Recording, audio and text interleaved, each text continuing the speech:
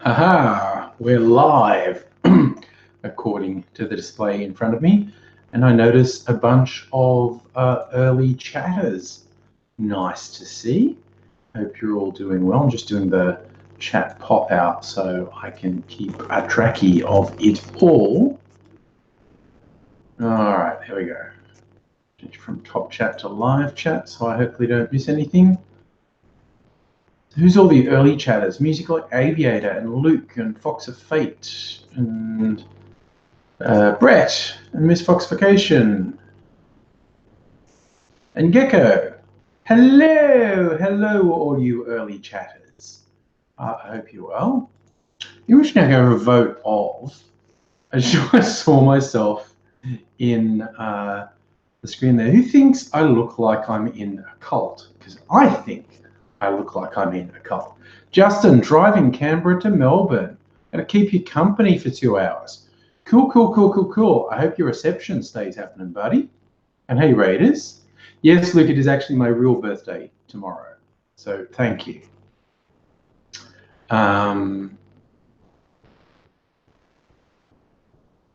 Yes, today was the last day to enroll to vote. So it's too late if you didn't do it. I just got a haircut today and it's a bit short, and I'm wearing this dressing gown, and I'm just looking at myself.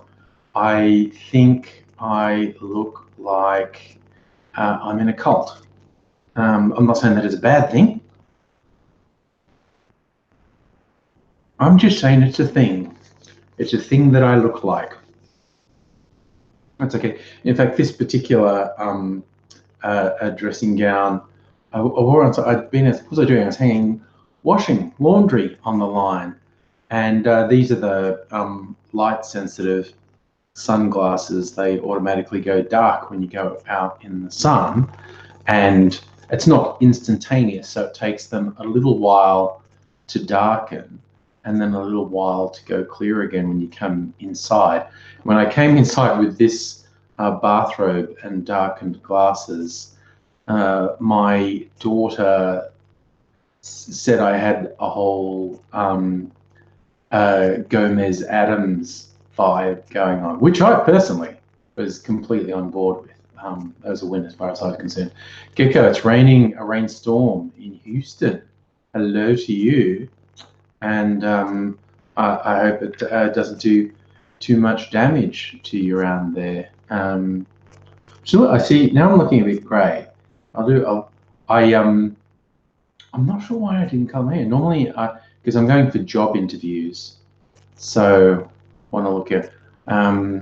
Don't know why I didn't colour my hair after I got home. Anyway, I'll try and do a TFU video tomorrow. I was super slack and didn't do it till Sunday last week. I'm gonna try and do it tomorrow, but I will have coloured my hair. Going for job interviews, trying to look a bit younger in the job market. Hey Tendai, how's it going? But not saying people are ageist in the job market, but I think everyone has a thing where they're likely to make judgements based on very surface level things. Sloan Crystal, you want to pray for a good British Brexit summer. Halloween Brexit, how weird is that? That is obvious. I reckon that was done obviously tongue-in-cheek by Europe, associating Brexit with the Festival of Horror, Halloween. Personally, I think it's a very funny joke. That's the word. That's right, Miss Fox. Actually, mood and yeet. I'll tell you, the one time I saw yeet used, and I just cracked up laughing. Someone saying, I'm glad I'm not in a country that the US is likely to wage war at the moment, just because it would be really embarrassing for these young people who you just feel they bloody, after shooting you, they teabag your body, then yeet your body into a bush. And just the phrase of yeeting a body into a bush, something about it just made me laugh. I thought it was great.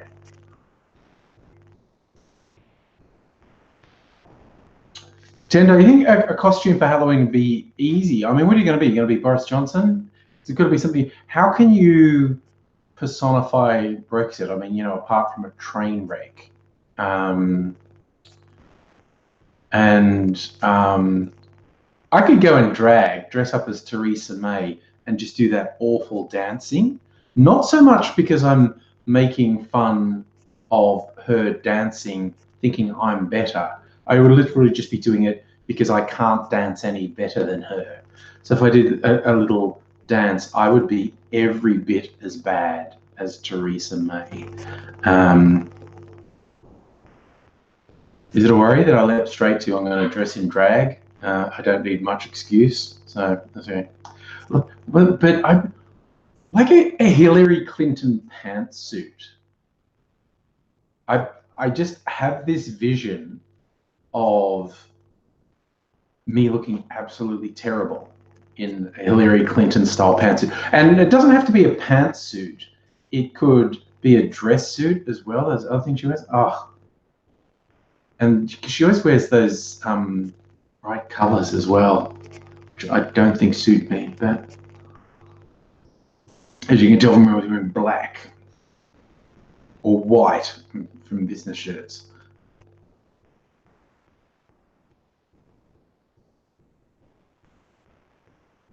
Okay, I thought you saw a Succeed Texas sticker on a truck in Houston. Yes, secession. Well, it isn't just, I mean, Texas is talking shit. What does Texas have in way of economy to go their own?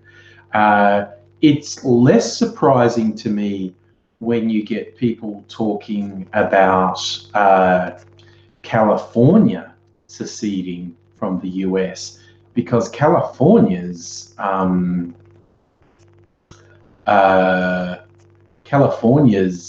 economy is huge. Is autocorrect doing that to you, Gecko? It keeps changing secede to succeed.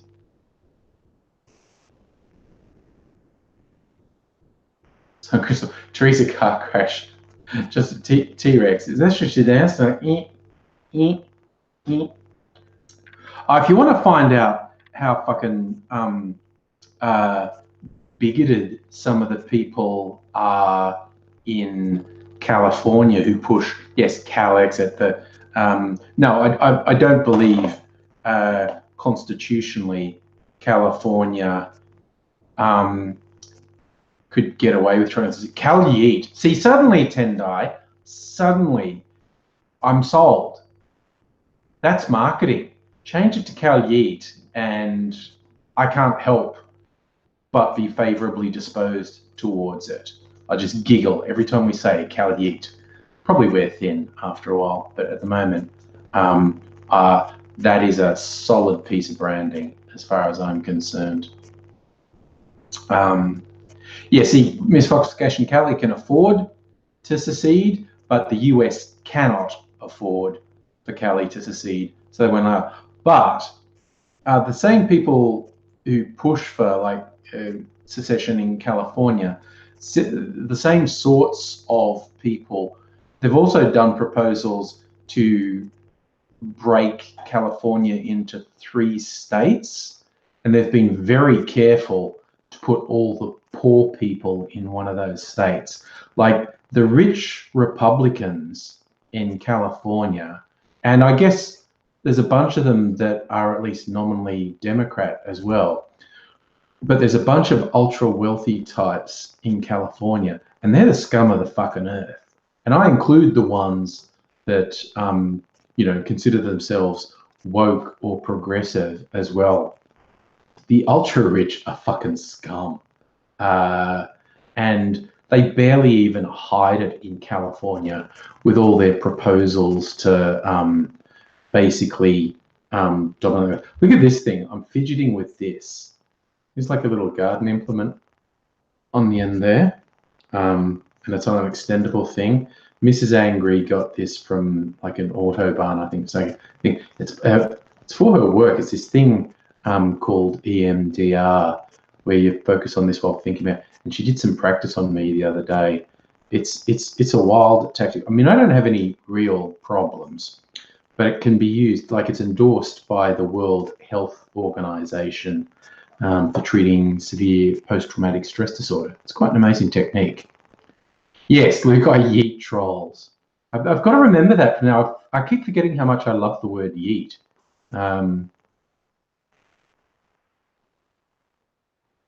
Gecko, California is an expensive place to live, but it's also big. People don't realize the majority of California is rural because we get sold this Hollywood idea, Los Angeles, but and while Los Angeles is a huge city with a huge population, geographically, most of the state is rural.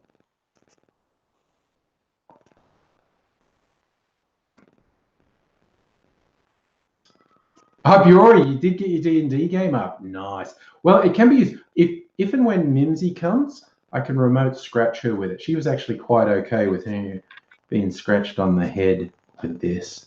So it can be like a remote scratcher for Mimsy as well. God, now you mentioned, yeah, I always have this itchy bit. Oh, man, that is fantastic. Mrs. Angry may really object to me doing this. Maybe I should go and get one of my own. Oh, my God, that feels so good. Oh, Mimsy's coming in to join us.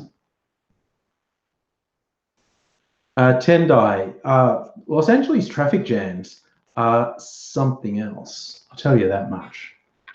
When you see some of the stories on how long you can get, like 4 or 5 hours, you can get stuck in traffic in LA. Hey, David, how's it going?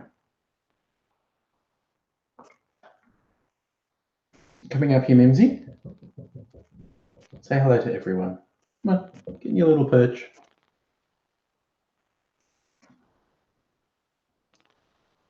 Oh, Tendai, the 50-lane highway in China that eventually chokes down to 4. That'd be bad. Oh, nice, Bury, the D&D quest. You didn't have an exact plan and you did kill an innocent. Innocents always die in D&D. You're up to level 6. Cool, cool, cool, cool, cool. Drinky said, well, you know, extended weekend. Well, look, I picked up this different one today, and I've got to show you. It has its own specialty glass that was attached to the bottle. This is a lovely, lovely green color. Maybe is not looking as lovely on there, but it's a really nice emerald green color. It's called Cocalero. Is the traditional South American herbal liqueur, although this is actually bottled in Ireland, I think. Which is odd, but anyway. Yeah, and its base is the coca leaf, so I don't know if I'd fail a drug test after this. Because you can fail a drug test just from a poppy seed muffin. So what they say, inspired by the cocaleros who passionately ply their ancient trade in the jungle region of the Andes Mountains, 17 hand-selected South American botanicals are infused to create this unique and curious spirit. I'm going to come up with a few drinks, but they give you this weird little pseudo shot glass. You see the really weird shape of it? And I did see on their website they suggest like an energy drink layering thing. You do like energy drink up to here, or Cocalera up to here, and energy drink there.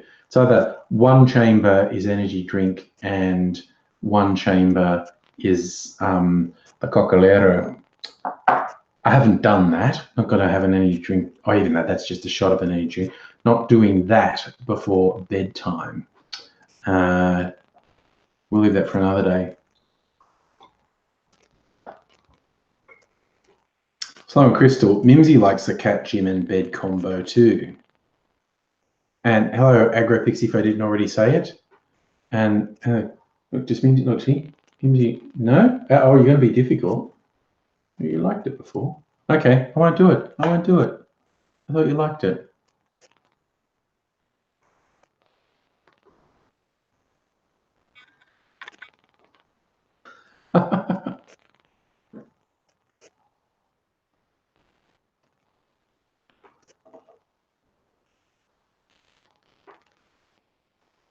So sorry, I think I missed something. Gecko, who are you talking to open to group audio or video streams?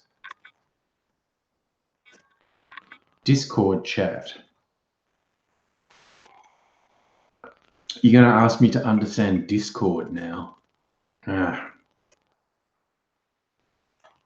Oh, David, I think that random drug testing for drivers is a complete fucking scam.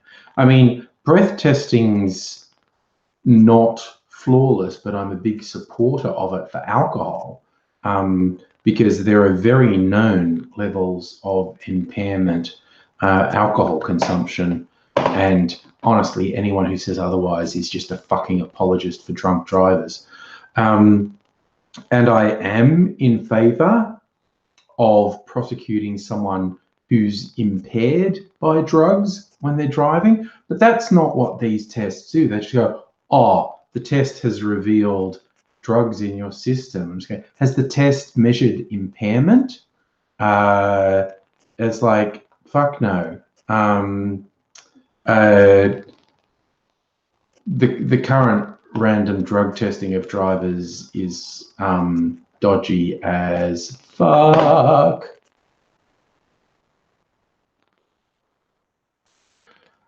That's an interesting point, Miss Foxification. Your neighbour's a meth cooker, druggy piece of shit. Would it be possible for you to fail a drug test from inhaling drug level? That's weird. You could have residue on your clothes because that's another thing they check in some circumstances. Gecko, yes, I know IRC. I used IRC back in the day. I mean, okay, look, I'm not unaware of Discord. I have been on Discord chats. I'm just not sure. We're going to scratch my head. Mimsy didn't like a scratch on the head, but I like a scratch on the head.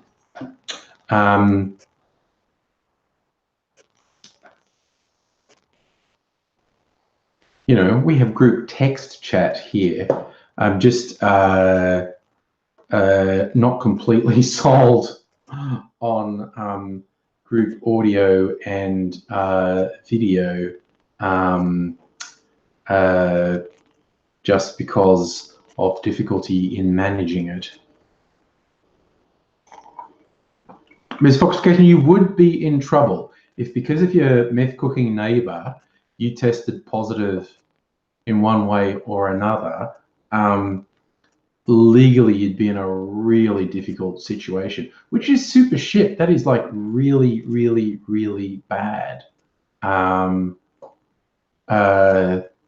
Yes, the only people who have trust in the legal system are people who have never fallen afoul of it, and people who labour under the misapprehension that only bad people and criminals can get on the wrong side of the criminal justice system, law enforcement, because many an innocent person has found out how difficult life can be if someone decides you're guilty of something.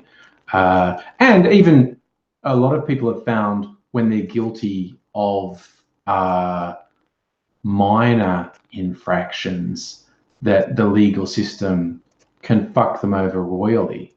I mean, seriously, like there's that dude who finally got convicted of murdering his wife, and he lied about it and hid the evidence for years. And he's sentenced, you know, he only has to wait 6 years for a parole hearing. And you get low-level drug offenders and robbery offenders who get longer sentences than that. It's a fatally flawed system.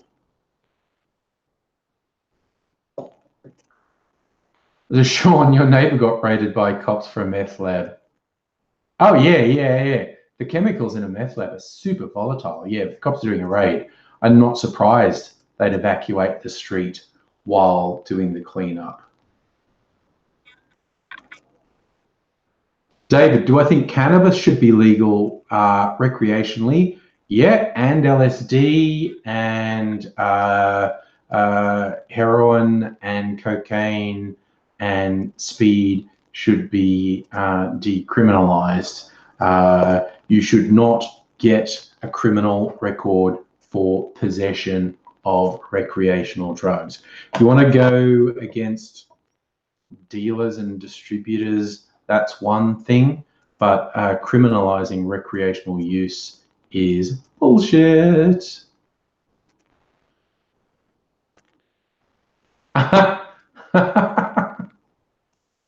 Biori bemoaning losing saving throws in D&D. That's the classic.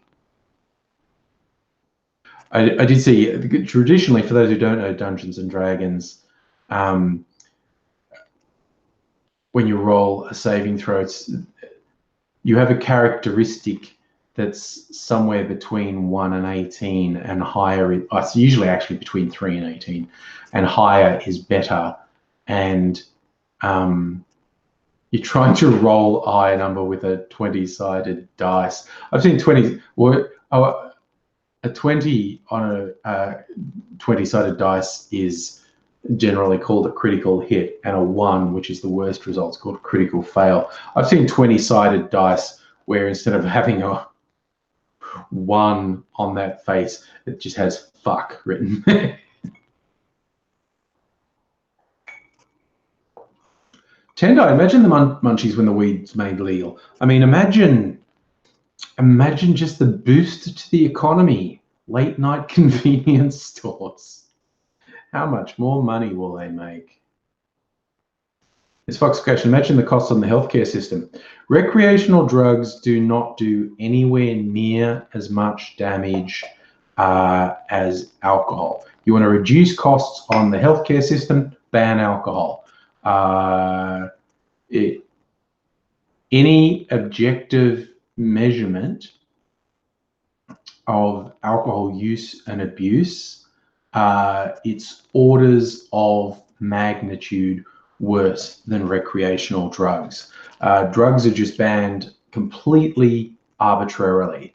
There's no logical support for drug abolition. It's ridiculous that smoking and alcohol is illegal, with the number of people they kill and the societal damage they cause, when the negative effect of recreational drugs is so much lesser than either of them.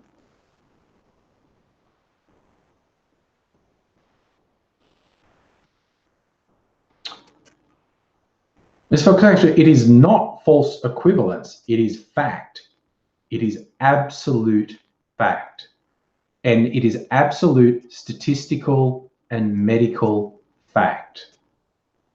Alcohol and smoking kills far more people, does much more damage to society, and costs society much more.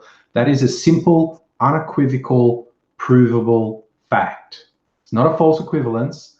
It's that we have this ridiculous, arbitrary banning of recreational drugs, this ridiculous status where marijuana is treated the same as heroin, ridiculous status where medical researchers find it nigh on impossible to complete clinical trials that have shown extremely promising clinical uses of things like ecstasy and LSD, just because of this ridiculous societal stigma. It's just absolutely, smoking and alcohol are an absolute fucking scourge. Which is not to say that you don't suffer a cost, even from comparatively benign drugs like cannabis. They're not without negatives, and it would be ridiculous to say that. And I know there are a bunch of people who basically say that there are no negative side effects whatsoever to cannabis, which is absolute horseshit. Absolute horseshit. There definitely are negative side effects, particularly if you're smoking it, because then it has the same negative side effects as smoking tobacco. But yes, there are mental health issues to consider. There is people like driving while impaired to consider. And there's always going to be someone who manages to fuck themselves up. I mean, you know, you get teenage boys who fuck themselves up on energy drinks, for God's sake.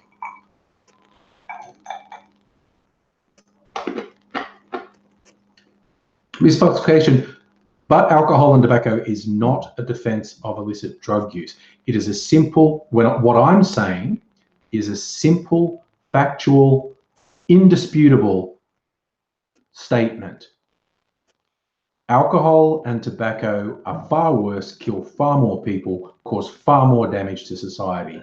That is absolutely unarguable. Well, you can't honestly argue against that. But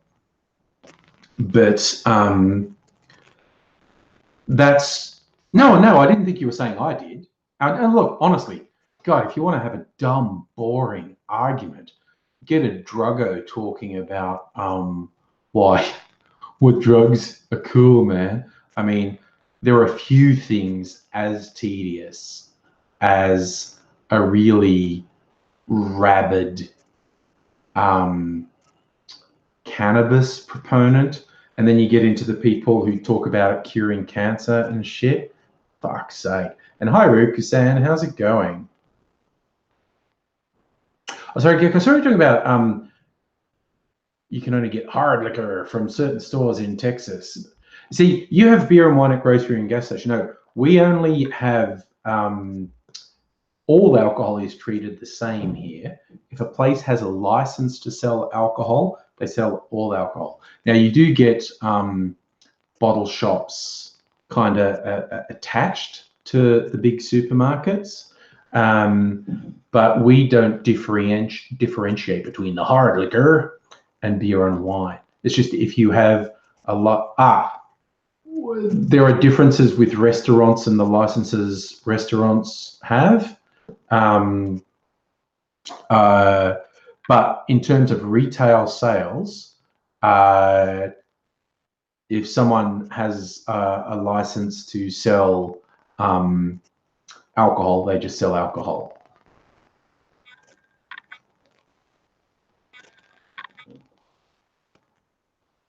We ban concentration. You're probably talking about spiritus, like the Polish rectified spirits, which I had some of. In fact, I've got a thing over there that's a mix of spiritus and vodka.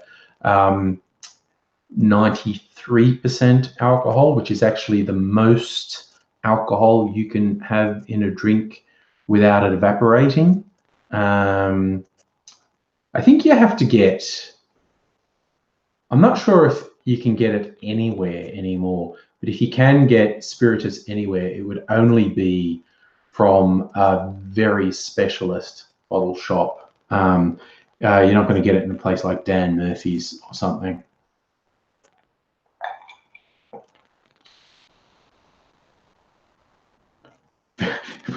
Miss Fox against the bands on very large cask wine boxes. I will take your word on that. I'm not a thing. I see what you're talking about. Homebrew concentrates that you're supposed to use to distill stuff at home, but if you drink it as a concentrate, it'll fucking kill you because it's poison. Yes. Yes, and we did have a couple of fatalities, only a couple, like 2 or maybe 3 from spiritus. And the one I heard was like, it was an 18th or a 21st, and some absolute piece of shit was getting the birthday girl to do shots of spiritus. And because, 93%, so it's like a triple shot. And And you could easily, and because it takes a while for the alcohol to permeate your system, you could easily do half a dozen shots before you even feel the effects coming on. And then you lose consciousness and you fucking die. Yeah, Everclear is broadly the same, Gecko, as Spiritus. I think Everclear is actually made in the US, isn't it? It's theoretically things like Everclear and Spiritus, and there's a few other variants around the world.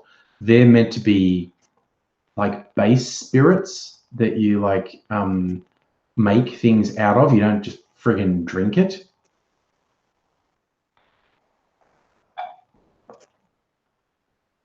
But I tell you, the thing I had, I'll show you, speaking about green drinks, still got this. I don't know, this is probably half vodka at this point because I diluted it so many times. That's again, it's probably not coming across that well, but it's a really pretty green color and it's a natural green color. It's from herbs. I don't even remember what it was, rosemary. And it's not so much that the alcohol was too strong, although it was. It just put a little bit in it. But I put the herbs in it for a couple of days, and it just ripped the chlorophyll out of the leaves, went bright green. In fact, originally it was so dark it almost looked black. And all the flavor came out, and it was too strongly flavored of herbs to drink. Like just a little bit would put a flavor in a drink. And I've diluted it several times with vodka, which I was actually thinking of doing again, and maybe make it drinkable. Yikes. David, when you're young and dumb, drank 375 mils of Bundaberg rum in 20 minutes. Yes, that'll make you miss. My younger brother did that at my sister's wedding in Queensland. At the time, he was probably only about 13, maybe 14, and he hadn't drunk alcohol really, and he was running around the party. People were leaving their drinks on the table, leaving their beers on the table, and they're like this much of beer, and he was just running around and drinking their beers, thinking it's fun. And then people went up, because Bundy is basically the same color as beer, and he got one and went and then that hit him. He's like, fuck. And then he laughed and went, I'm getting more of that. But because he was knocking it back, he got really drunk before realizing it, and then of course got progressively worse over the next, like, when he's too drunk to drink anymore, and he's just laughing, but he didn't stay like that. He got progressively worse over the next hour till he was very sick. Misfoxification. I've never had grappa. That's the Italian spirit. You get some old Italian men like to brew grappa. It's distilled from grapes, which I think is why it's called grappa.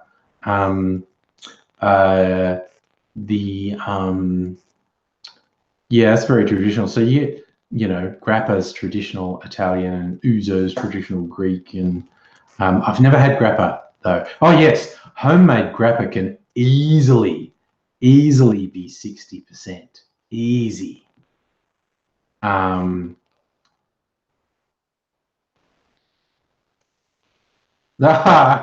Luke used to use methylated spirits to clean computer mice balls. Yes, you really don't want to drink. Well,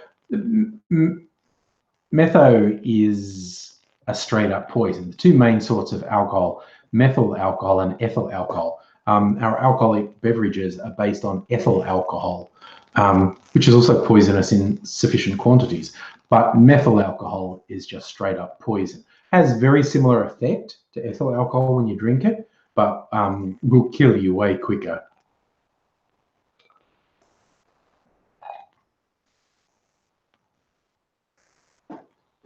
I love that Wikipedia definition, misfoxification. Grappa contains 35 to 60% alcohol. Yeah, if it's sold in a shop, it's probably 30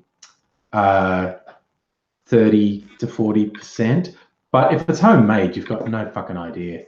and it could easy be 60% so easily. Gecko quoting Princess Bride, one of my all-time favorite movies.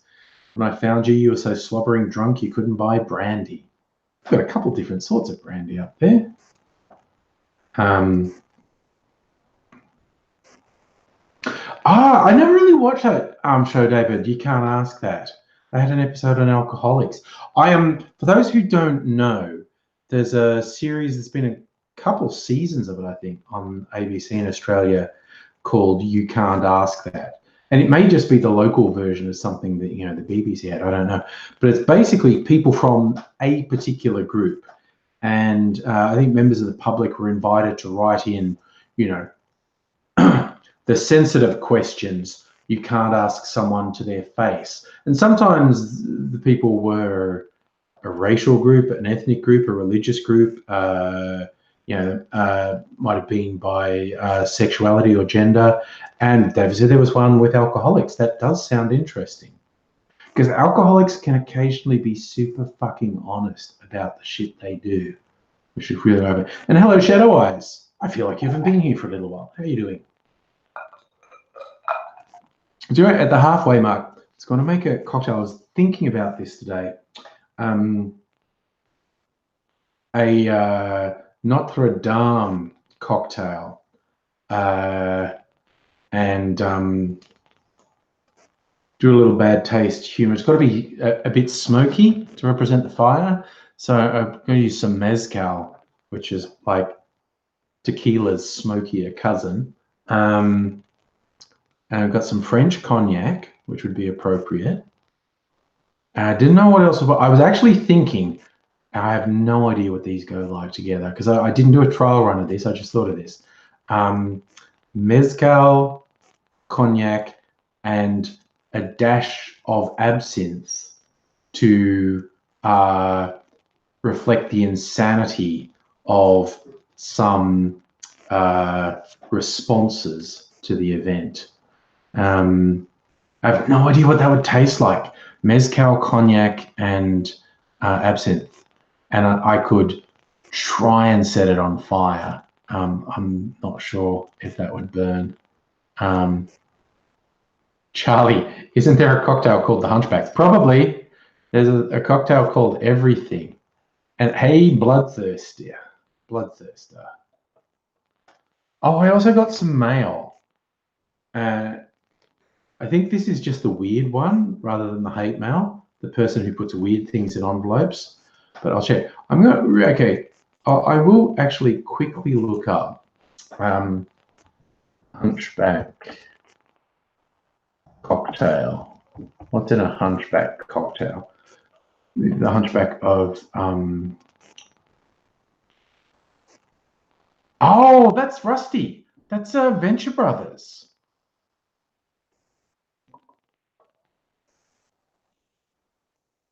That's okay. The Hunchback was a fictional drink on the Venture Brothers. Oh, looking, Cracked has a thing where they make it funky juice from 30 Rock.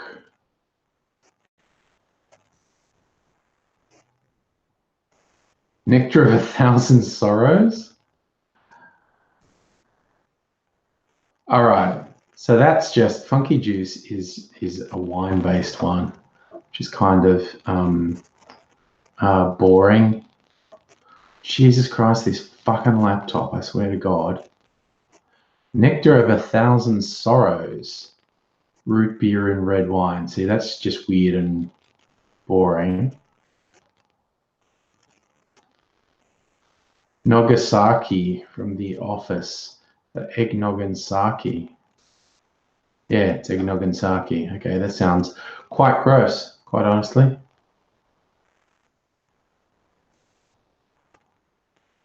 Oh, okay, Green Russian is Archer. Which is absinthe and milk, which is so disgusting.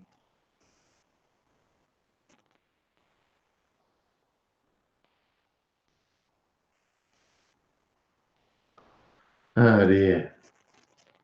This person's actually saying that's okay. Absinthe and milk. Okay, that's pretty gross. Well, where's the hunchback? There you go, from the Venture Brothers. I love the Venture Brothers. I thought it's just cola and bourbon. Oh, it's cola, bourbon, and ketchup. We've just got David Bowie harassing Rusty. What the hell is this? Cola and tomato soup? And Rusty says, close, it's ketchup and bourbon. I call it a hunchback.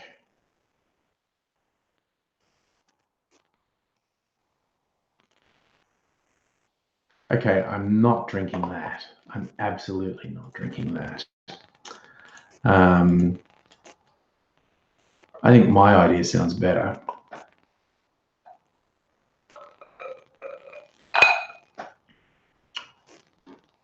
Oh, sorry, I'm just looking. I missed the chat while I was here. David's saying that the church should be absolutely, Notre Dame should be rebuilt, and Catholic Church should pay for it. What was interesting? I did see an article that said like it's damn interesting. I think it's like just 2 rich people declared they would give 300 million euros, and that's, I don't know, that's like 700, 800 million Australian dollars. And this article, as it pointed out, it's like, well, you know, okay, 300 million euro building the Notre Dame is a better use of 300 million than 300 million sitting in an offshore tax-free bank account for some billionaires. But it just absolutely highlighted for just 2 super rich people to pledge $300 million almost straight away just tells you unequivocally all the problems of poverty and homelessness and health in the world could definitely be solved. It's just the people who control the resources choose not to. You know, and these people think there's not going to be a fucking revolution where they get dragged out of their mansions and strung up in the town square. Dream on, I say. Madame Guillotine will have her say. Yeah, so I'm definitely not drinking a hunchback, even though I love the Venture Brothers. It's close to my favorite animated series. They were supposed to have a new season come out this year. But I'm absolutely not drinking bourbon and ketchup. And because Rusty from Venture is insane. So I'm definitely not doing that. Oh yeah, I saw that, Charlie. The US saying they send funds for the rebuilding of Notre Dame while ignoring local infrastructure problems. I tell you, the other reaction that fucking did my head in was all the neo-Nazis, the white supremacists, and the liars who say they are neither Nazi or white supremacists when they fucking are, using this as a race war thing. Like, the burning of Notre Dame is symbolic of the burning of Western civilization. And that's why Trump would jump on, we're going to give money for Notre Dame, because his ultra racist white nationalist base are fucking all over it. The absolute derangement of these fucking white supremacists does my head in. I like that disclaimer, Fox. We don't condone the use of guillotines on the rich and powerful in the middle of Melbourne. They're not going to stop anyone either. Gecko, yeah, I thought they'd been advertising a new season of the Venture Brothers last year, unless it came out and I missed it. They started advertising a new season last year. Maybe maybe it came out and I just missed it. I don't know. But I fucking love the Venture Brothers.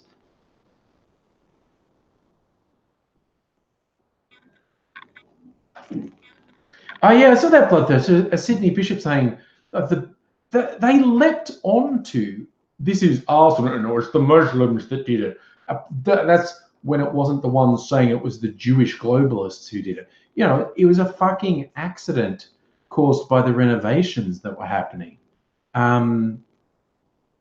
It's just wild.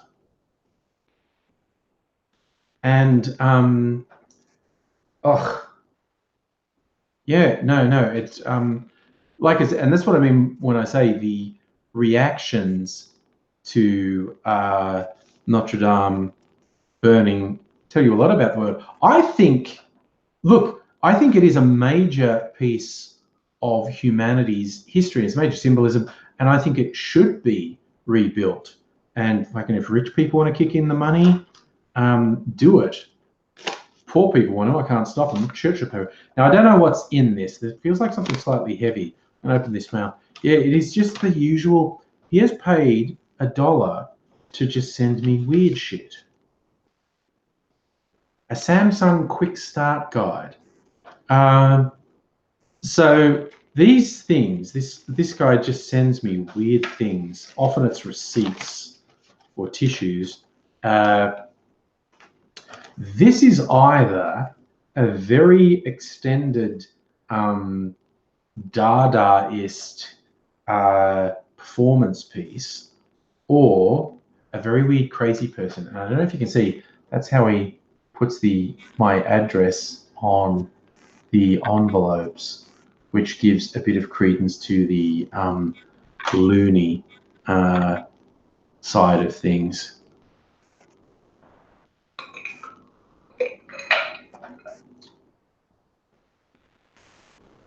Oh yeah, the autofocus did pop in and out a bit there. I can actually fix the focus, I think. So, because that autofocus is annoying, certainly. What make is my camera again? Logitech, that's right. I knew it was a really obvious one. Logitech camera settings. Okay. Can do fixed focus, and then it won't do that anymore. No autofocus. Long way away. Oh yeah, look. Oh, I'm out of focus. Now I'm just in focus. Okay, it's just at long range. That do. Oh, zoom in. Don't want that. This do. Doesn't do anything. Okay. I'll save that. Then the autofocus shouldn't kick in again. Oh my God, Gecko! No, that one shits me so much. Who was that? It was the Taliban, wasn't it? Demolish the stone monuments in the Middle East. It was the Taliban, I think. Fuck, that made me angry. Fuck those pieces of shit. When there were like those Buddhas that were 1,000 or more years old, and they blew them up, and they go out of their way to destroy any historical monuments because of their twisted fucking beliefs. And it, on one level, I think, oh, it's just rocks and stuff. It shouldn't make me, but it makes me super fucking angry. Fuck those pieces of shit. Yeah, Miss Fox, I think about the way the vaults were built, stopped the entire structure from being destroyed. Apparently, that's really deliberate because, with the wooden roof and stuff, those things were prone to fire, and so the vaults and the lower structure of the cathedral were specifically built to resist being destroyed by fire, because the wooden roof was prone to fire. So even though, yeah, the spire collapsed and the roof's destroyed, the structure of it is still sound. Oh yes, sorry, Gecko. I know ISIS have continued to do this shit with destroying historical artifacts. I'm pretty sure the Taliban started it in Afghanistan, though. Fuck them. I mean, like that super pisses me off. It's just fucking shit. Just one more reason to fucking hate those fundamental pieces of shit. What they do to people is worse. It's obviously worse. Their tendency to persecute, torture, kill anyone that they declare is an unbeliever, and they're harsher against the other strands of Islam than they are against other religions. But obviously what they do to people is worse. But it does make me super fucking angry when they destroy historical relics. That stuff's irreplaceable. But anyway. Oh, look, you got one of those bogus tax office robocalls. I've had those too, where they say a really bad robocall says you're going to be arrested. Okay. Gosh.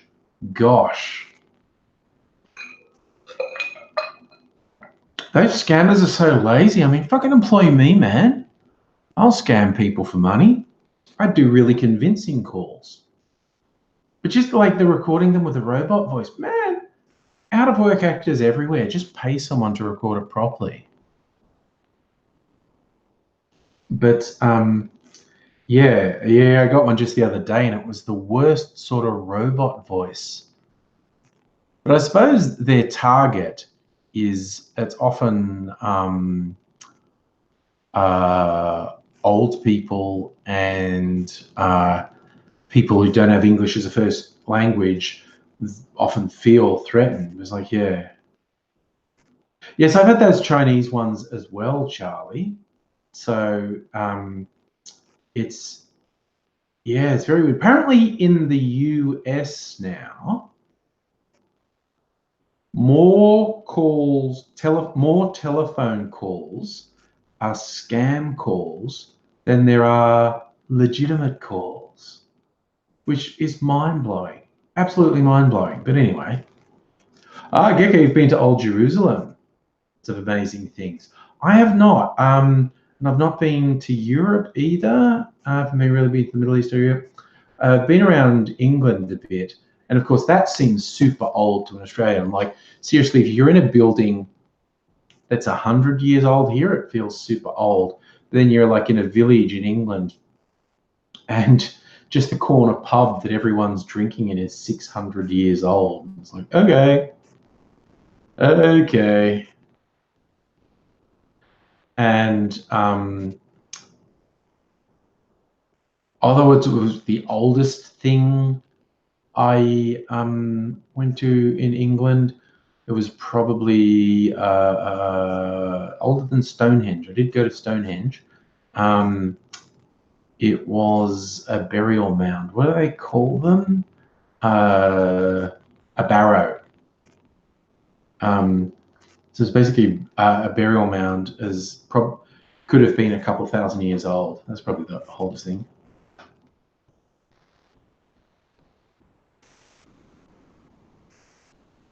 Suffer the Christian Jakarta former government. See, that's the thing. Man, we've got so many fucking tin pot dictatorships and pseudo democracies in our neighbours to the north. When you look at Malaysia and Indonesia and such like, and it's regularly been a thing to when a controlling party just accuses their main opponent of a terrible crime and jail them. And the opponent's main crime is being an actual political threat to the people in power. It happens a lot in Indonesia and Malaysia in particular. Safi, going overseas for the first time in 6 years. That sounds like fun. Sounds like fun. Where are you going when you go overseas? My last trip was to England. Mrs. Angry is from England, and her brother was getting married, so we took that as an excuse to go over for a while. That's probably my last real holiday too, and that was years ago. Have a holiday. Oh yeah, this Foxification politics is a brutal game, and anyone who thinks the same shit doesn't happen in Western and English-speaking countries is full of it. The US is full of it, England's full of it, Europe's full of it, Australia's full of it. Hey Frank, how's it going, buddy? Good to see you. Sevastopol. I should know where that is. I have heard of Sevastopol, Safa. Where's that? One of the more outrageous examples of political brutality in Australia was the notorious Bjelke-Petersen regime in Queensland. This one guy, Joe Bjelke-Petersen, held power as premier for decades, and he became corrupt as fuck. And the ABC program Four Corners did a big investigation of just how out of control it was there with the police corruption.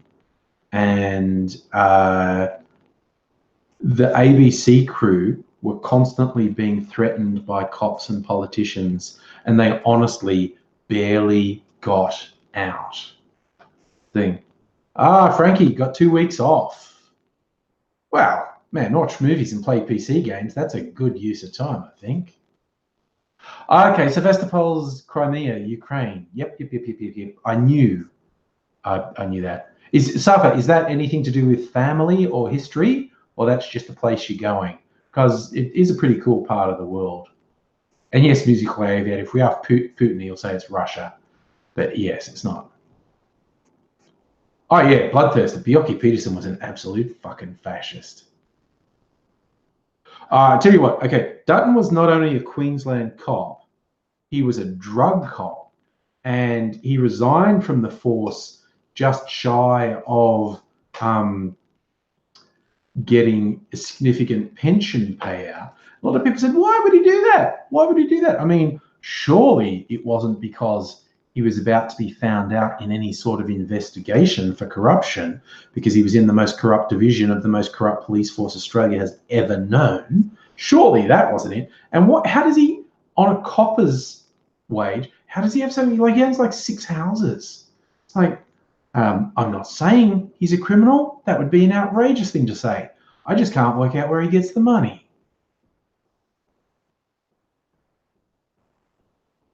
Gecko, you got deployed with the army in Egypt. Nice. And you had a holiday through Israel and Jerusalem. Nice. Safa, what % of Queensland cops are corrupt? 0. None of them. Honestly, officer, none of you are corrupt. That's in the past. That was all cleared up. There are no corrupt police in Queensland. Are we clear? I'm on record. No corrupt police in Queensland.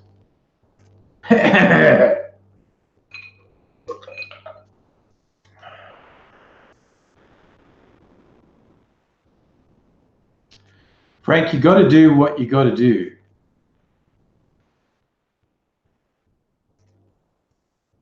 You got yeeted, Agro Pixie. Oh, I do remember that misfoxification. The entire New South Wales drugs. I don't know if they were dismissed or if it's just disbanded and they were given things. I mean, my neck of the woods, the St Kilda police station, which was renowned as one of the more corrupt areas of the police force in Melbourne. There was this story a few years ago, and it was fucking hilarious. There was an auditor in there, and the only thing they were really looking at is, okay, you guys need to show me your evidence because everyone thinks you're turning off the interview tapes while you then threaten a suspect and then turn the tape back on and they suddenly confess. So I need all the records of when suspects came in, the written records of when they went interviewed, and then I need to listen to the tapes to see the times will go. And this auditor's in there just doing this really mundane shit. And they got, I think, an email, either a call or an email or a text. And the message was just, lift up the ceiling tiles in interview room 3. you know, it's one of those things where it's not a solid ceiling, it's those tiles and you can get up in the ceiling. And so they go, okay. They go into interview room 3 and lift up the ceiling tiles. And in the recess, it's just bags of drugs, cash, and guns. And it's like, holy fuck. Because that's the thing that often happens. Like, I've known coppers, and you get the ones, and it's usually young ones who've joined the force with an idealistic view of things, and they get plunged straight into this hideous corruption and abuse of power, and they're not happy about it. So it was probably one of the younger coppers who just sent this anonymous tip, because, hey, look, there's an investigation team in here, and they're not investigating what they should be. They're investigating some really boring shit. So I'll send them an anonymous message that says, lift up the ceiling tiles in interview room 3. And holy fuck, the shit hit the fan. Like, this was a while ago. This was 5-10 years ago. Shit hit the fan when this happened. It was really wild. But there's always this tension between the corrupt cops and the non-corrupt cops, because the corrupt cops try to silence the non-corrupt cops with the code of honor, the thin blue line, to the point where, while the corrupt cops are browbeating the non-corrupt cops, saying don't say nothing, if they think the non-corrupt cops will say something, so someone like Roger Rogerson in New South Wales will straight up murder or attempt to murder the non-corrupt cops. It's like, fuck me. They just really milk this solidarity, the blue solidarity. We've got to hold the thin blue line. And they're soulless, evil, corrupt fuckers. It's amazing. All right. I am going to invent another drink. I'm going to make the, what I was talking about, the Notre Dame cocktail. So I need my gear. I like that, Frank. You buy ready-made potato mash, mix it with chili sauce and milk. Is that the powdered stuff, or it's actually all mashed potato?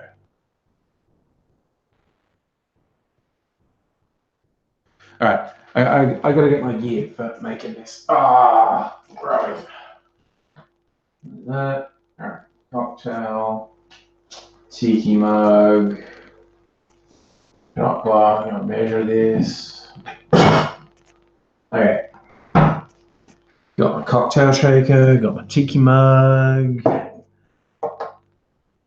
All right, I might use this ice. You know what? The limes can stay in there too. Had some limes in my drink. They can stay in there. A little bit extra flavour.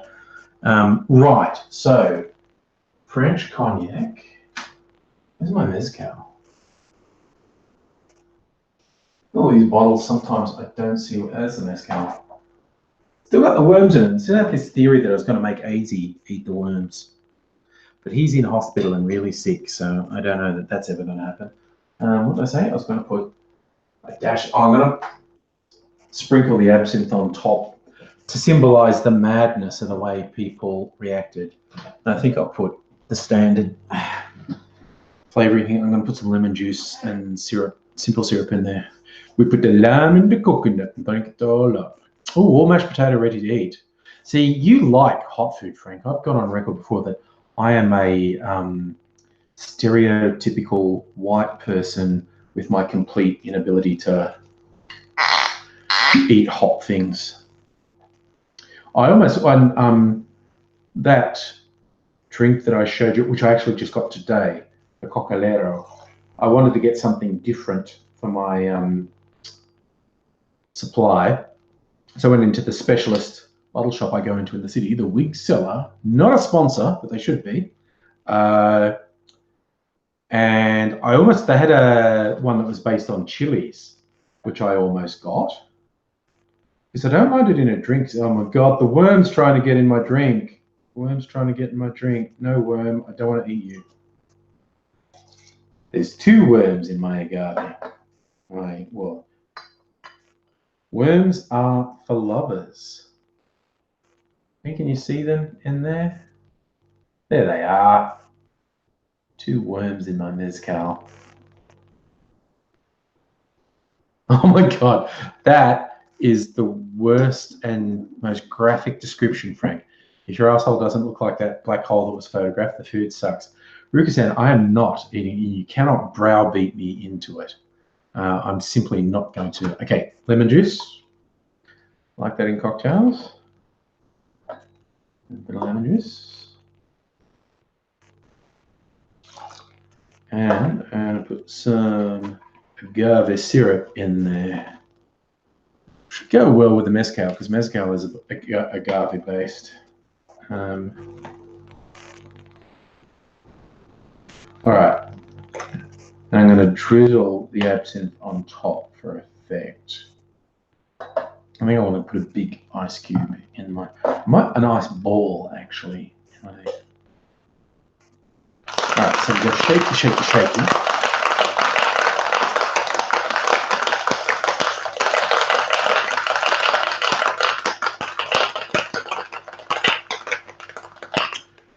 Yeah, see, we were saying what started the fire in Notre Dame.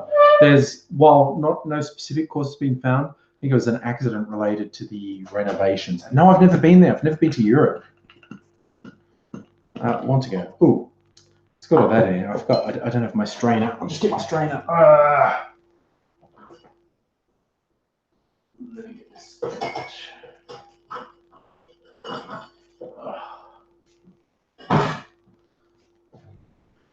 Oh, yeah. No, I had an ice ball ready for my little tea mug.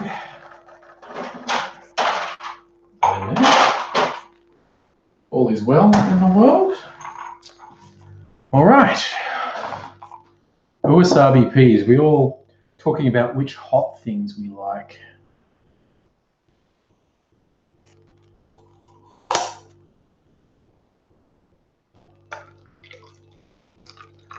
It's a nice colour, sort of light orange colour. So, hey, it kind of looks the right colour, it's a light orange.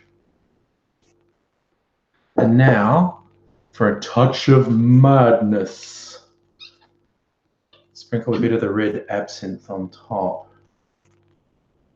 Just a few drops, enough to put the flavour in.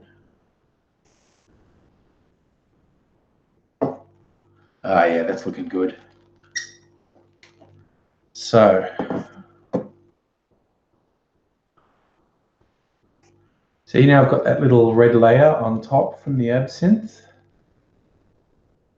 So this is the Notre Dame is burning. The red represents the fire as well as the insanity. Yeah, okay. This will be interesting.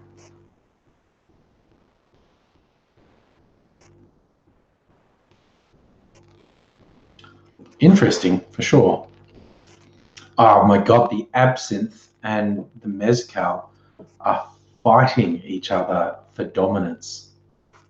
This is the thing, okay, because I'm not a smoker, and I think smoking's gross, it smells gross, and there's nothing worse to me than an ashtray with stale burnt cigarettes in it. But this mezcal smells like an ashtray, but in a good way.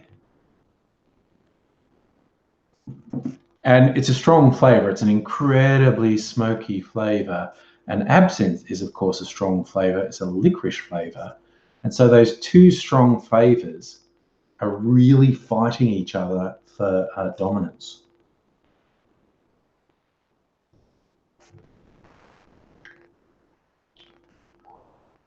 Whew. That's an interesting one to be sure. Pixie, does the drink feel like hellfire burning up my soul? A little bit. Look, okay, look, try dating a smoker. Okay, I have only done that once, and I use the phrase dating loosely. much more what the kids these days call hooking up. This is in my early 20s, and yeah, I was in a shared house, and this girl in the shared house basically coming on to me and just saying like she wanted to shag, and I was like, not really into. She wasn't unattractive or anything, but I was just like, you know, my thing, I only really got into doing the shagging with someone I was really attracted to, and I was like, I don't really feel that way about you. And for some reason, she really wanted to, and well, after she pestered me enough, I couldn't think of a reason to say no, and so we did it for a while. But she was a smoker, and of course, what smokers don't seem to realize, it isn't just their breath, and it isn't just the smoke getting caught in the hair, but you actually basically secrete this smell out of your skin. So even when you're not smoking, and maybe you haven't smoked for a while, there's this smell, tobacco smell, that comes out of your skin, which is not great.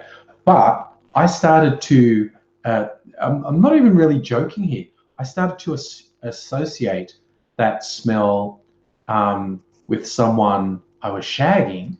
And so I found myself on train platforms standing next to some dude who had that same smell, and it was just making me think of sex. And that was as much reason as any to end this little hookup, because of the weird smoker smell thing. And I agree with you, AngryAussie, no is a complete sentence.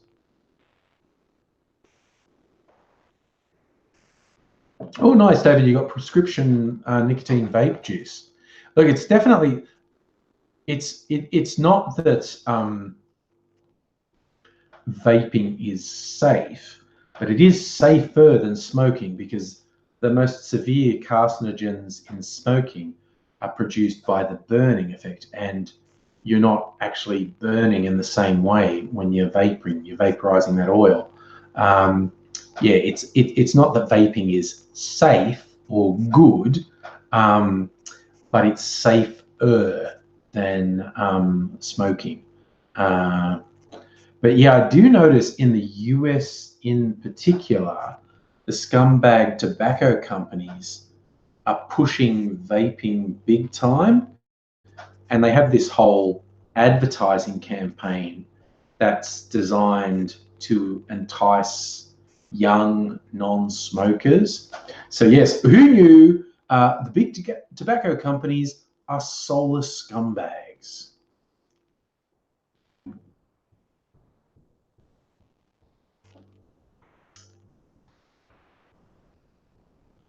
Yeah, Frank, I've heard that before. You're saying within 1 week of quitting smoking, you could take deeper breaths. That's what I've heard from all smokers who've quit.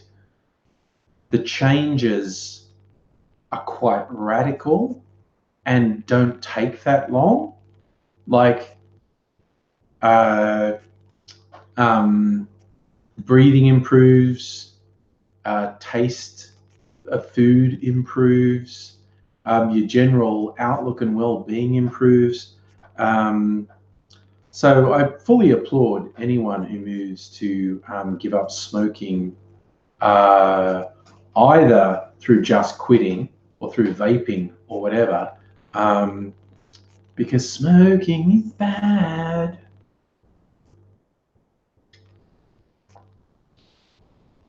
And yes, that's another good point, David.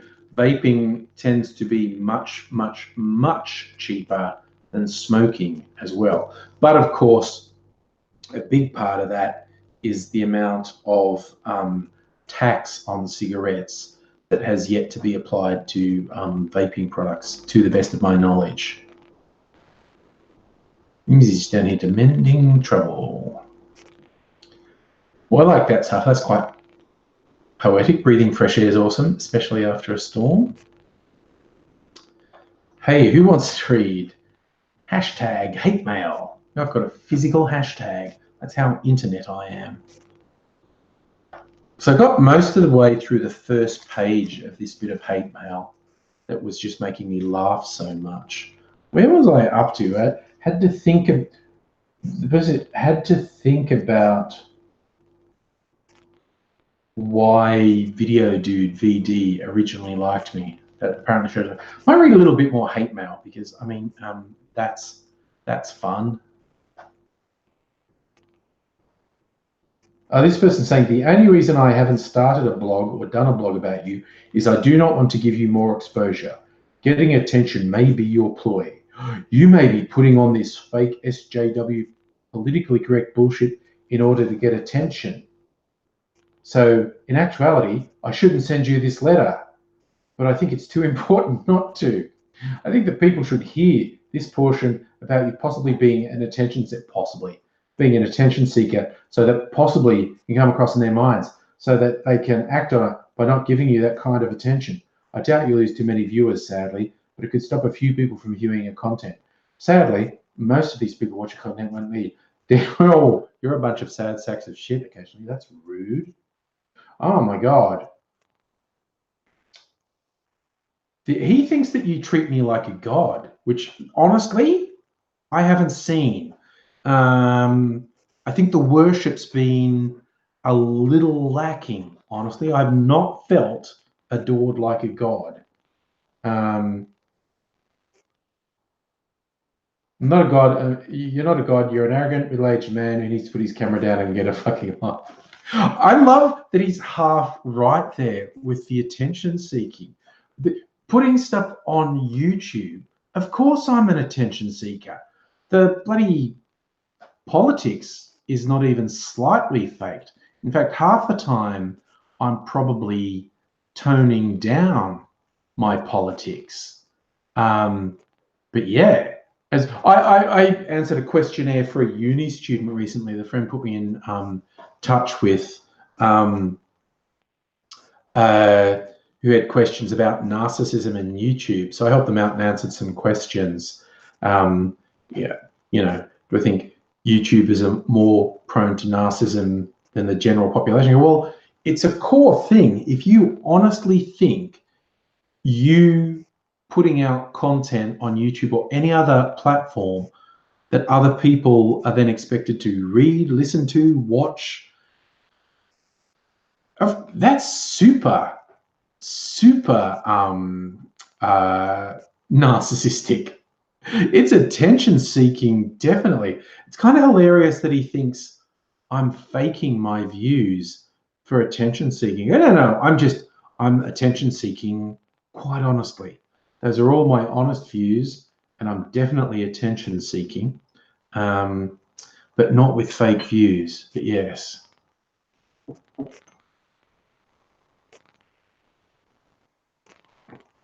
The Notre Dame is burning, is growing on me.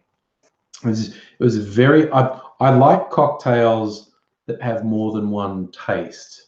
You know, you get some places they call it a cocktail and it's like a spirit and a sweet mixer. And so it's just like alcoholic cordial they're giving you. And sure, in a lot of cases you can get drunk on them, but they're just kind of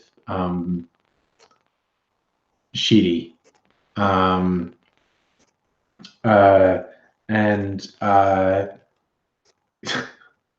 I like when they're a bit complex and they have more flavors. In this one, while it was initially a little bit of a shock, the conflict of flavors with the mezcal and absinthe, it is growing on me. Gonzo, how you doing, buddy? I'm doing well. Thanks for checking in. David, you like a screwdriver? My favorites, you got to go, Gecko. Thanks for dropping by, man. I hope the rainstorm is okay. Yeah, screwdriver's just vodka and orange juice, which I'm not really into. But my favorites are fairly simple. They're a bit more involved than that. A whiskey sour, which is your whiskey of choice. I say this all the time. Whiskey of choice, the way I make it. You know, and you can make it with Scotch or bourbon or or rye, or an Irish whiskey or Canadian whiskey, basically. And so it's whiskey, lemon juice, simple syrup, and egg white, and shaky, shaky, shaky. Love that as a drink, scratch drink. My other favorite is a very simple cocktail called a sidecar, which is just Cointreau or an orange liqueur. So you can use triple sec if you want. Orange liqueur, I have Cointreau, and then brandy or cognac if you're feeling fancy. Use whatever brandy you like or whatever cognac you like, for a flavor you like, and lemon juice. Just those 3 ingredients. So it's like the orange liqueur, brandy or cognac, and lemon juice. Very, very simple. Those are probably my favorites. But I do like experimenting. So this one was quite the experiment. And I'm going to have to experiment with this. Coccolero. It's I had a taste. It's really quite nice. It's like a herbal liqueur. Safa, I don't drink coffee at all, but I do drink energy drinks. So I consume caffeine and Pepsi Max. Hey, Luigi, just got off work feeling good. Excellent. Sorry, I saw Gonzo saying you got to take those stupid drug classes. Man, I just hope I hope they don't drive you to more drugs, basically. And so, yeah, Rick said, cocktails should be fun. I agree with you. Some people can get hardcore stupid. There are some pretty amazing videos about the type of bartenders where the visuals are more the thing than the actual drink.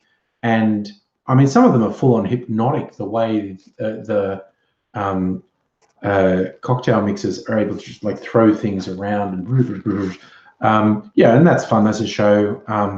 But I like it when people try. I like that represent. Here's some Everclear, battery acid, Bailey's, cognac, and the tears of orphans that we call a pixie. Dude, that should be a drink. Maybe not the battery acid. And fantastic words, Safa. I do hope everyone drives safely and is generally safe over Easter. Frank, what's Azzy's favorite drink? Well, you say don't say spunk, but the man juice is quite up there with him. He doesn't really drink alcohol much at all. And I'm not even joking, that is because he's so fucked up as it is, and he's on a range of medications. So he doesn't drink much alcohol at all. Sometimes he'll have a drink with me if he comes over. I don't know what his answer to that would be, what his favorite drink is. I honestly don't know what his answer would be. Louis, yes, no, Vegemite vodka is a bad taste. Bad taste. And yes, I got some unsuspecting people to drink it. And I have drunk it. It's not good. My friend Josh had a video of us drinking it, and I don't think he ever put it up.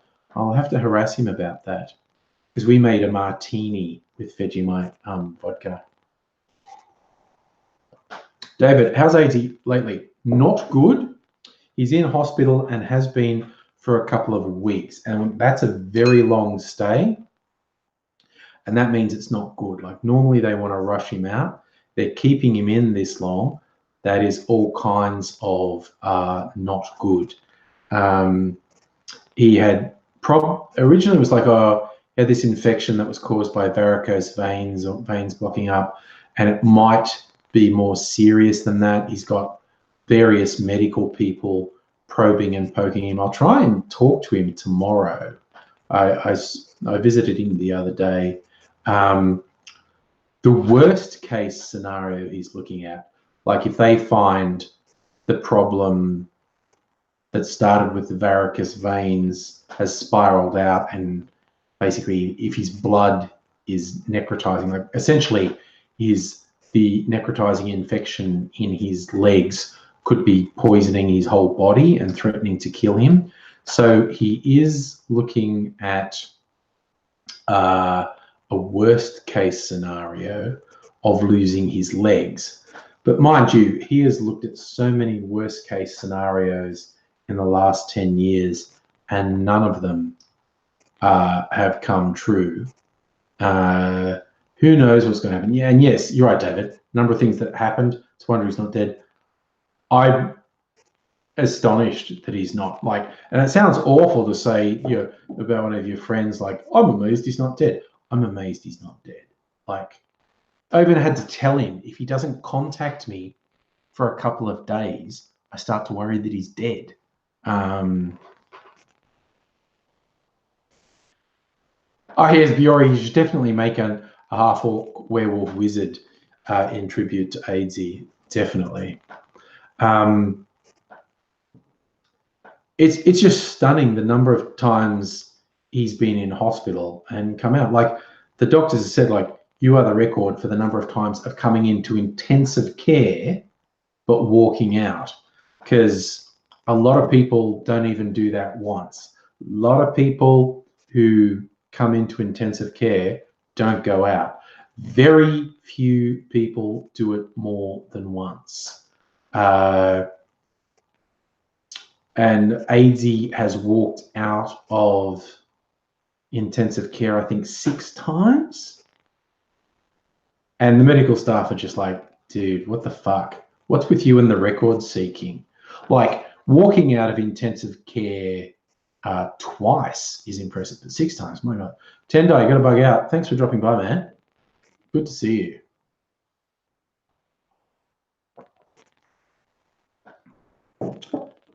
David, yes, AT is very much a don't let the bastards grind you down things. In this case, the bastard being death. And yes, I feel like you've probably seen his show Code Grey that Frankie's talking about. But if you haven't, look it up on YouTube. AZ Code Grey. It is fantastic viewing, quite honestly. Absolutely worth it.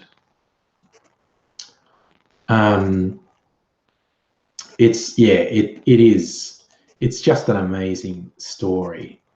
The idea of coming so close to dying so many times. Rick said anything, AT would walk to his own funeral. Look, if and when that day comes, if I'm at his funeral, I am gonna kick the coffin, because I don't know whether to believe him. If that day comes, I don't know whether to believe.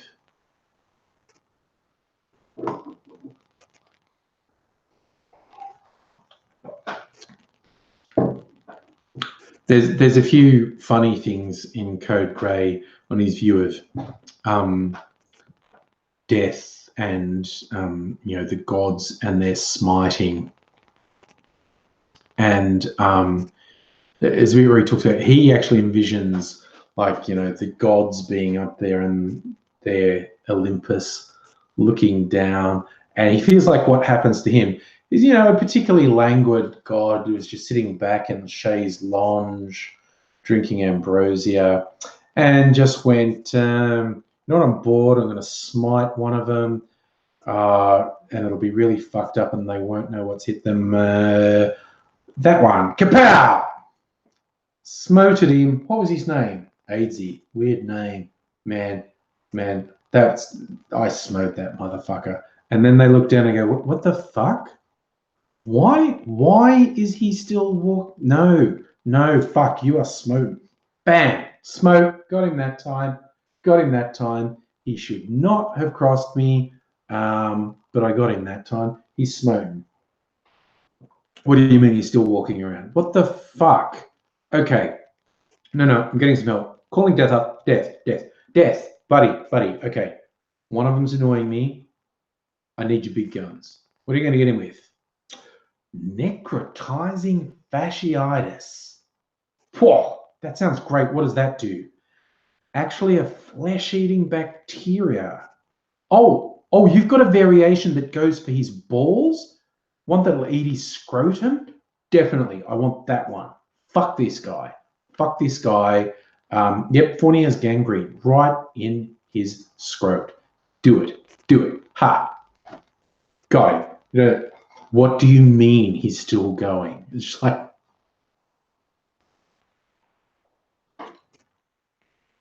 I see what you're saying. We need one of those setups, either the bell for him to ring or a mobile phone in the coffin. I mean, I would literally say, like, if I was at his funeral and anyone asked me to speak, the first thing I would, and I've told him this, the first thing I would say is, well, has anybody checked? Because why should I believe it? After all the other times when he wasn't dead, why should I believe it this time? Ruka-san, no, I don't think there was any video records of AZ's stand-up career, which is a crying shame. But no, I think your sum total of AZ work online is Code Grey, stuff on my channel, and the porno he accidentally made, if you ever stumble across that. Safa, is AZ lefty? Do you mean left-handed? I don't think so. I honestly couldn't swear to that, but I don't think he's left-handed. Okay, look, when he gets out of hospital this time, we've got some more. We have got some thoroughly terrible ideas we're going to work on. And by terrible, I mean wonderful. David, as Frank said, we met at uni. We did the same course. I'm actually a couple of years older than AZ. He was in first year at uni when I was in my final year, but we did the same course. Oh, you meant lefty as in political views, Safa? Yeah, Code Grey gives you a pretty clear idea of AZ's political belief. But yes, lefty, sort of old school Labour, pro-union, very much pro-welfare state, very much do things for the broader social good rather than solely be about the advancement of the individual. So yes, from that perspective, AZ is a lefty, yes. Also, Chaos Black Magician, just throwing that out there. That's more his religious leanings than his political leanings, but I think there's some politics with that side of things. He's down on, who are the ones he's down on? The Discordians. Here's a fun bit of trivia. I don't know anyone who has a long memory into the 90s music, but the big hit makers, these guys, they recorded a whole bunch of stuff under different names, and they produced stuff for other people as well. They were the Justified Ancients of Moo Moo. That's not the one they were known best. They actually did that. They did the Doctor Who parody, Doctor and the TARDIS, under the name the Time Lords. The KLF. That was the name they had most of their hits under. The KLF, and they had a succession of huge hits. But they were part of the a chaos magic culty group known as Discordians, and they were just into partying and pranking and having a wild old time. And when they started making all this money, and they were making tens of millions of pounds because they just kept putting out #1 hit after #1 hit, and they were just trying to party, and they're making tens of millions of pounds. You look at some of the clips and you might not realize it, but they deliberately made the clips insanely expensive to spend all the money that they're in. Like, they got Tammy Wynette in to do Justified and Ancient, and there's a submarine in the set. And they basically they were trying to spend all the money because they felt weird having money because it was against their sort of anarchist worldview. At one point, as I think it was their version of a religious ceremony, they literally set fire to a pile of money. It was like £1 million. They withdrew it from the... Yeah, that's it. David, you knew that story. The KLF burnt £1 million. And it was all tied up in their worldview. And it was this very sort of anarchist chaos prankster thing. And they had real trouble dealing with being rich players in the music scene. They did shit like at the Brit Music Awards. They did live performances deliberately designed to piss everyone off. And yeah, at one point they literally burnt £1 million. Interesting people, basically. Loogie had a left field. Oh, do you think the last... No, I see where you said that because we're talking about Doctor and the TARDIS. You didn't like the last season of Doctor Who. I thought it was fucking brilliant. That Jodie is a great Doctor. Really enjoyed that season. And although this is a very side trivial thing, the opening credits they did for Jodie Whittaker, I fucking love it. It's the best opening credits they'd had for years. That really organic feel. There's a bit at the start that's almost like the drop on a techno thing. Doom, doom, doom, doom, doom, doom, boom. But yeah, that's just personal taste. That's just personal taste. We're not required to like the same things. I enjoyed it a lot. But you know, it's a big wide world where we have lots of stuff. Dave, that's a good question. What does Banksy think about other people making money off his art? There was interesting. There was a doco. It's called Banksy Takes Manhattan or something. Banksy Takes New York. Banksy did a series, and this is a couple of years ago now. Banksy did a series of things around New York. It's really quite a fascinating doco, and seeing people try to cash in when they realize this thing that's just there is a Banksy. It's really, really quite interesting.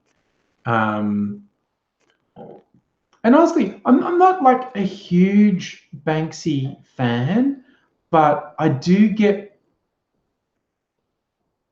the shits with people, and I get the feeling that they're ragging on Banksy because they think it makes them cool to say Banksy's not any real commentary. It's so shallow. Oh, fuck off. You do something that reaches that many people, okay? I'm so not interested in what people don't like. I like hearing what people do like. I like people who will be unashamedly enthusiastic about something. Because, you know, just dropping the cool, not being cool about something, just like, I fucking love Star Trek. I fucking love Lost. Whatever it happens to be, I'm way more interested in hearing from people about what they like rather than what they don't like. Ruka-san, Exit Through the Gift Shop was wild because Banksy's a side character in Exit Through the Gift Shop. There's this guy who's basically... he's a fucking scammer, but they build this whole reputation around him, and this huge exhibition installation goes on. I did like that one, David, the Banksy painting in the frame going up for auction, and then straight after the auction is finished, the painting went down through a shredder. That was pretty funny. I did like that.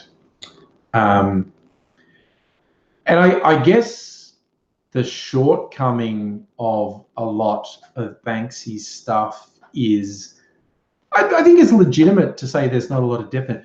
And the imagery does get a bit samey. But broadly, when he started, he was doing something very different. He or they, it might be a collective, doing something very different. And I honestly feel the majority of people who rag on him are just jealous as fuck of his success. Of course, you can make legitimate criticisms of him, and you should critique the art you love. I think that's a line. What's the name? Feminist Frequency uses when talking about video games. You should critique the medium that you love. If you can't stand up to a critique of the medium, it's pretty goddamn weak. Oh, nice. Frankie, Hackney Council invited Banksy to repair a piece that had been vandalised. There were a few Banksies around Melbourne. I'm reasonably sure they've all been painted over now. That was in Rukusan. Mr. Brainwash was that guy. So if you like the Melbourne art, there are actually lots of languages. I don't know how well this picture will come up. The most famous is Hosier Lane. And I took this, I like this picture. I'm going to put it up on Instagram. But I took this at night, the other night. I don't know if it'll focus up. Oh no, because I fucking took autofocus off, didn't I? That was I've got the fucking brain worm. That's what's going on here. I've got the brain worm. I'll put autofocus back on and see if I can to get a good look at this. So try that again. There we go. Let's see if we can get autofocus to come in. All right. There, maybe there. There we go. That's Hosier Lane at night. Looking pretty cool, I think.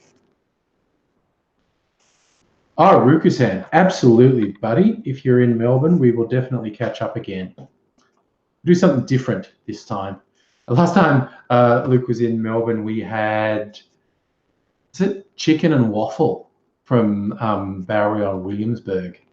A bit of a hipster joint, but I like it. Lots of places I like a hipster joints, basically. But yes, I think it was, this is one of the places that's trying to be American style food, and yeah, chicken and waffles. But yeah, there are bunches of good places to go here.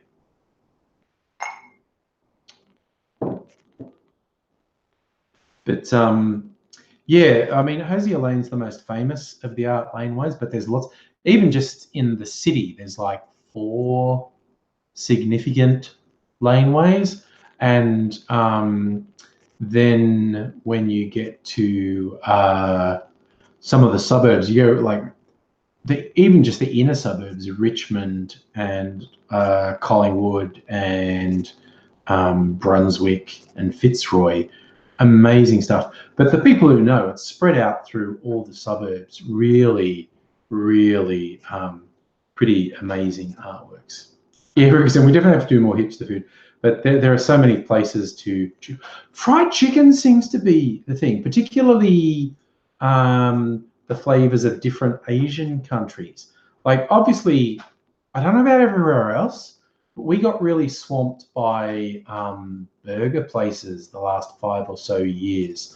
And I'm not complaining because I fucking love a burger. I love burgers. And we are overwhelmed with burger places. God, even just in the suburbs where I live, within like one suburb, within a 10-minute drive of here, there's like, I'm trying to count them, there's like 1, 2, 3, 4, 5. There's like, within one suburb of where I live, there's half a dozen high-end burger places. that do great stuff. The city, there's probably a dozen or more high-end burger places in the CBD, do really yummy stuff. But I noticed in the last year or two, fried chicken is a big thing, and particularly, as I said, the flavors of Asia. There's a friend of mine known as String Nguyen. She's a self-marketer, and she's tied her image with fried chicken. She meets people as fried chicken. She unconsciously, I think, has tapped into something amazing because fried chicken's on the rise. Obviously, you're attached to a Huckster Burger. There's a few Huckster Burgers. There's one in the city. There's one in Prahran. Not sure how many Huckster Burgers there are, but I'm not joking. There's probably a dozen high-end burger places in the city. Like, some come and go, some stay around.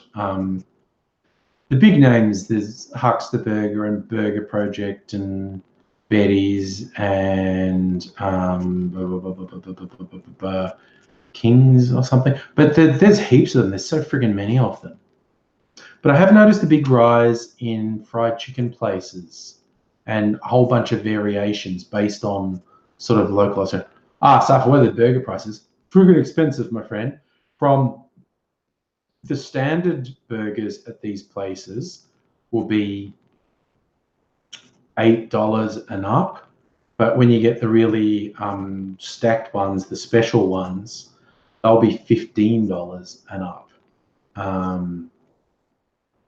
So you are really paying for them. They are very high-end burgers. You know, when you've got the stage where McDonald's and Hungry Jack's are now doing their little base junior burgers for $1. But just into, like, those are shit. You go, I could get 8 junior burgers for the price of one of those. You go, yeah, but they're fucking terrible. And this is good. Yeah, Music Gravity, you sometimes get those ones that are too big to put in your mouth, which I've gone off. As a novelty, I used to be into them, but there's no point. My all-time favorite is from a place called, what was it called? Chang's, and they changed the name to Smoke and Pickles, and I don't know why, but they do what they call a mushroom truffle burger. Like, it's a beef burger, and it has this mushroom truffle sauce on it and Parmesan cheese. Holy fuck, it's good. And that's a relatively simple one. Fucking good. Oh, the electric car debate, David. That's the dumbest shit. And I mean, honestly, the LNP coalition has done some dumb shit. But trying to say Labor promoting the uptake of electric cars is bad is fucking stupid. Not least because it's their policy. It's the LNP policy. Last year, they were pushed. It's intelligence insulting bullshit. It's so fucking weird. And it's inevitable we're going to move to electric cars. And the LNP doing that dumb shit, oh, the poor tradies, they're going to take their youths away. They're going to take... No, there will be performance electric cars. There will be performance trucks and utes. They already fucking exist. So stupid. So stupid. I do like Nando's, Safa, although, again, not the spicy stuff. I'm a wuss with the spicy stuff. But I do generally like Nando's, yes. Oh, yes, Safa. Christensen in Queensland, being the member for Manila, he seems to have spent more time in Manila than in his own... fucking dirt's coming out about him, man. Because the feds looked into him because they thought he was... he could be susceptible to blackmail because of the suspicion of what he was doing in Manila. And he claims, oh, I wasn't doing anything. No, it's not sex tourism. Definitely not child sex tourism. Dirt's going to come out about that motherfucker. He is fucking garbage. He's one I want. There's a reasonable chance he's going to lose his seat at the election. He's one I'll really celebrate if he loses. He's right up there. He's in the top 5 of the ones I'm going to celebrate if he loses his seat.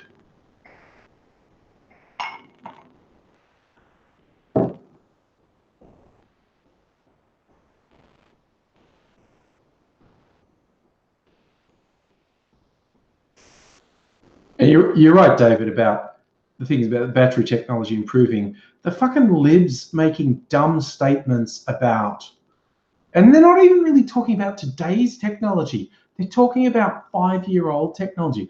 The idea about, oh, you can't have that in the future because we don't think it's here now. It's like, dude, are you aware of how technology works? You fucking morons. It doesn't stand still. Everything improves in performance and gets cheaper.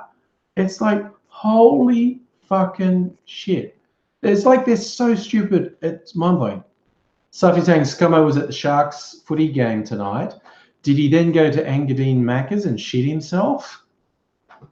For those who haven't heard, this is a ridiculous story that I love to death that someone came up with last year, but it took until just recently to catch on a bit.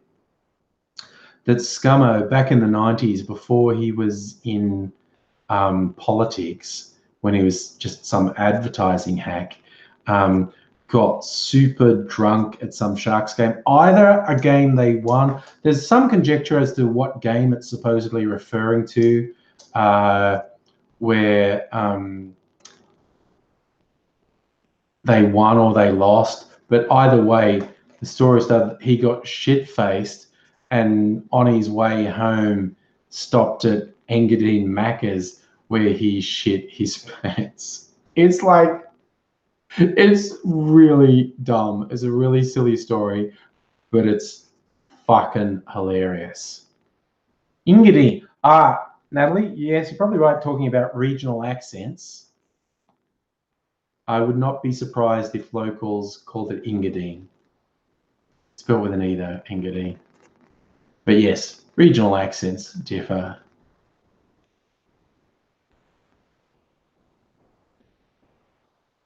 Justin, you were in Euroa. Nice. Nice. Yeah, it's like, I made jokes about the Scummo and Engadine Macca's. It was the name of one of my live streams, but it's just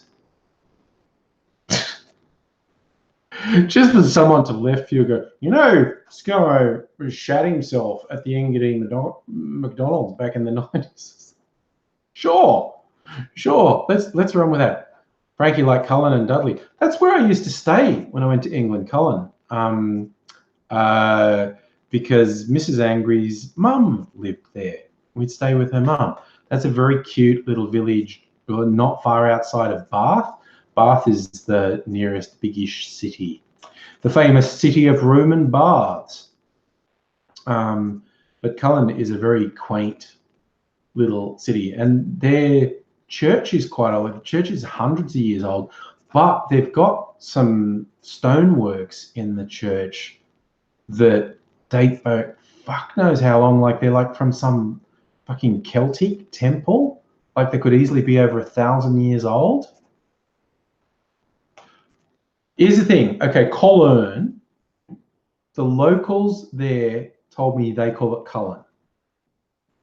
And I did have someone else argue that it was Cologne. And I looked at the name, I thought it was called Colin. But the locals told me that they pronounce it Cullen. Dudley pronounced Doodley. Well, that would be a provincial accent, saying Dudley is Doodley.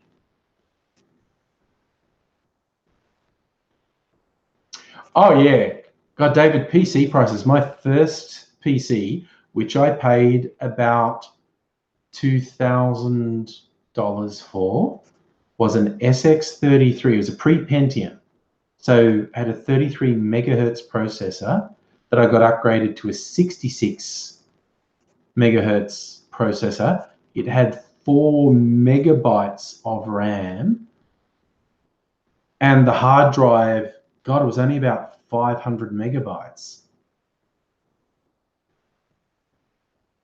And that was $2,000. That was in the mid-90s. And that had been discounted because Pentiums had just come out, and Pentiums were about twice as powerful. So anybody who bases their view on whether a particular technology is ever going to work on what technology is around today is honestly a bit of an idiot. Sophie, I could play DOS games. I was never good at operating in DOS. My techie guy who set stuff up for me helped me even put a DOS shell, which was like a faux Windows environment to run DOS applications. So I actually did have a few DOS games and a few DOS applications on there. But yeah, I'm sorry, going back to the electric vehicles, Labor's target of 50% of new vehicle sales being electric vehicles by 2030 is incredibly modest. So anyway, it is also towards the end of the stream, so that's okay. Oh my God, Miss Foxcation, that's a flashback. Quick menu. Oh my God, that's a flashback. Yeah, so quick menu. Trying to think, what did I do? The first online game I played wasn't even on the internet. Again, my techie guy, he set it up. There was a application where via modem, our PCs could be directly connected over the phone line, and we would do Doom challenges versus each other at Doom, played over a 28K phone connection. Catherine, yeah, my first laptop was Windows 3.1, and it was about 94, somewhere around there, mid-90s.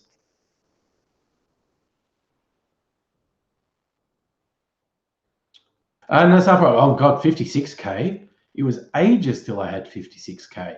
I was at 28K for ages. It was ages till I upgraded to 56K. And then I went straight from 56K to like a Foxtel cable connection, which was a huge leap. And that's when I went on YouTube. In fact, I'd started a written blog to try and work out some comedy material. And I got a bit of a following on my blog, and a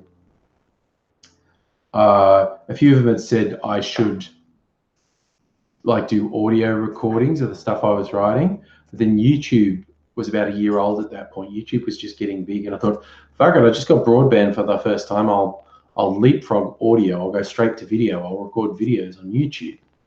So yes, if you date back to when I first posted to YouTube, that was just after I had my first broadband connection.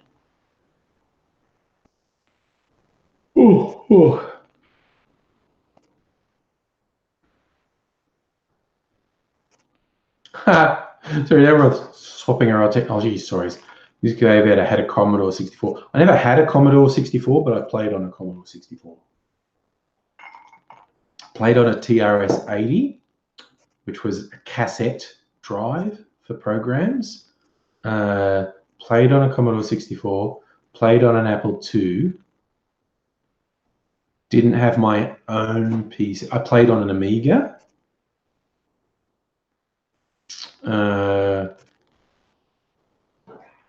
Didn't own my own PC till, yeah, sort of mid-90s. But I played on PCs in the 80s. Oh, okay, I'll be late. I can't stop yawning now, so I'm going to finish. All right, so thank you, wonderful people, for spending time with me. Mimsy says good night too. Say good night to the people, Mimsy. Yes, good night, people. Thank you for coming by.